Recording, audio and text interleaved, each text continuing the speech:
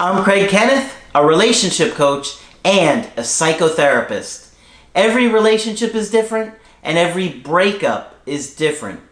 Work with me and you'll get professional help on your situation.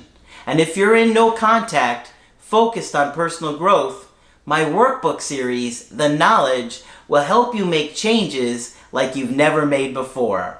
Available now at AskCraig.net.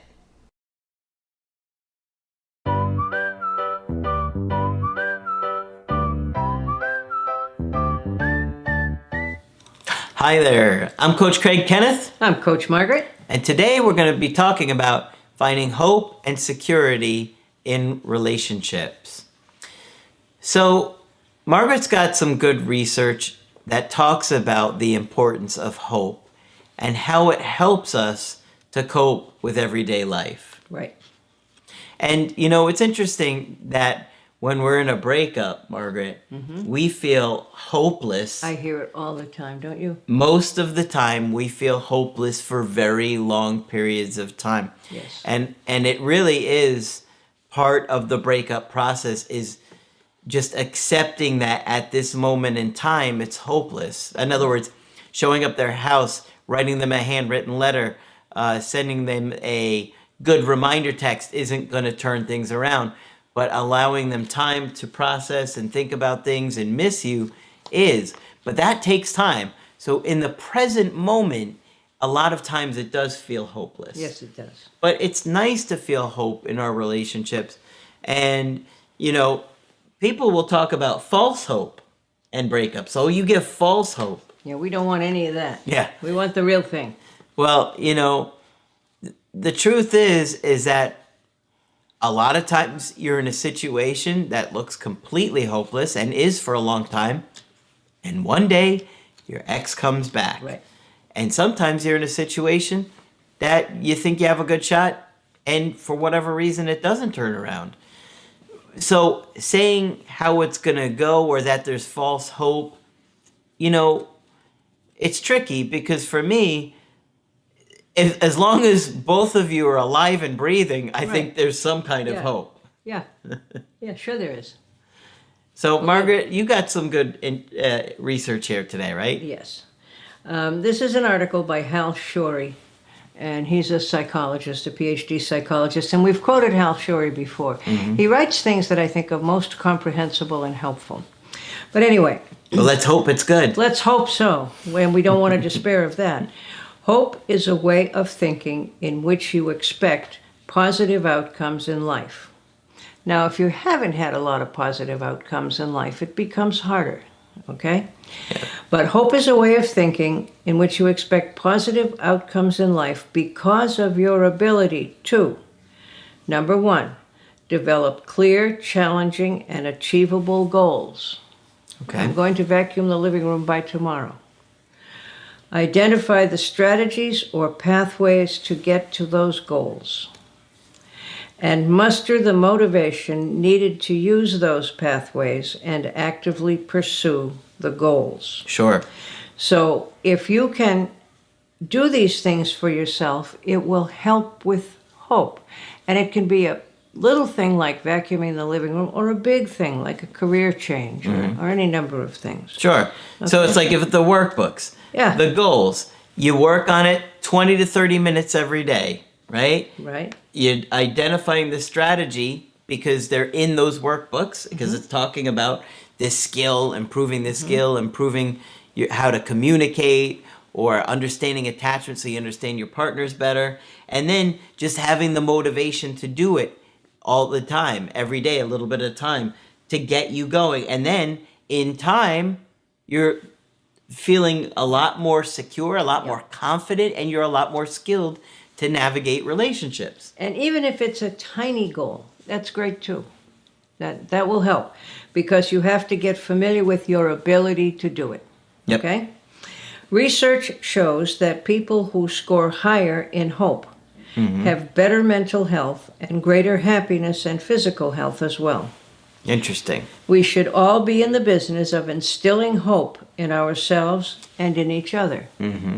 Okay? Even though the process of developing hope starts in early childhood, it continues into adulthood and works the same way even into old age. I still hope I'll vacuum the living room by tomorrow. I hope you vacuum mine. Yep, sure. Now he goes back to talking about a truly secure base, which is what helps us develop hope. And he says you need 3 elements to really be a good, secure base. Sensitivity. That's the ability to accurately read, understand, and support the child emotionally or your partner, whoever you're a secure base for. Mm-hmm. Autonomy support, which of course I love as a concept because I'm always talking about autonomy. The ability to coach and guide the child in a way that matches the child's developmental level. In other words, you're going to support the child to have as much autonomy as he's willing to have. Mm-hmm. Okay?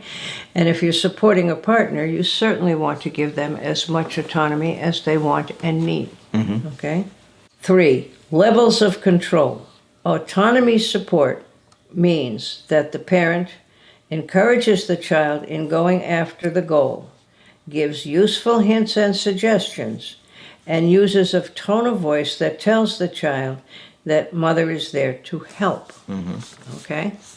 Across the last decade, scholars have increasingly viewed attachment processes in the secure base function as operating through adulthood and interpersonal relationships, and even in relationships with bosses at work.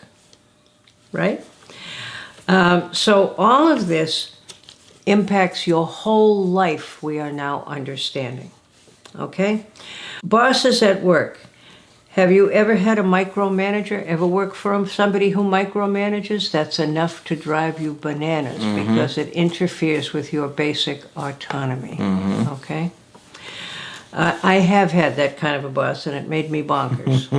I could think of one. Yes. Yes, I'm sure you can.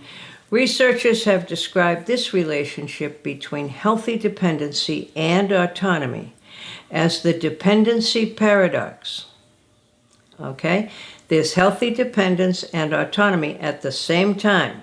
Sounds like a paradox. Mm-hmm. It stipulates that a responsive attachment figure remains the source of security across the lifespan, and only when a person experiences this security will he or she be able to explore confidently and autonomously. And it all goes back to mother's knee. Picture mom in a room with the child, okay? And the child will come and hug mom's knee and then go out and explore the room, all right? And the more secure the child is, the more thoroughly he or she will explore. Mm-hmm. All right. In other words, you got to take the emotional supplies from mom and then go out and use them to separate a little bit, enough to explore. Yep. In other words, if the secure person is controlling or offering support that is not needed or desired, it will have the effect of diminishing hope and impeding goal pursuits among adults as well as among children. Okay? So, to have a true sense of autonomy, it really has to have been encouraged by parents. And that can often be a difficult area for people to look at. And I maintain that, many, many times, interfering, although well-meaning parents sabotage relationships, and it often goes unnoticed. So if you're getting too much advice from parents at any age, it discourages your autonomy and therefore your hope. Okay? Yep.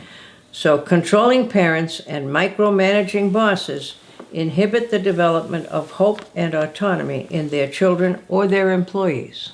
And I think in a partnership, if you are not encouraging your partner to do their dreams or whatever it is they're excited about, and I feel like insecure people do that because, if they have this freedom or they have this, they might leave me. Yeah.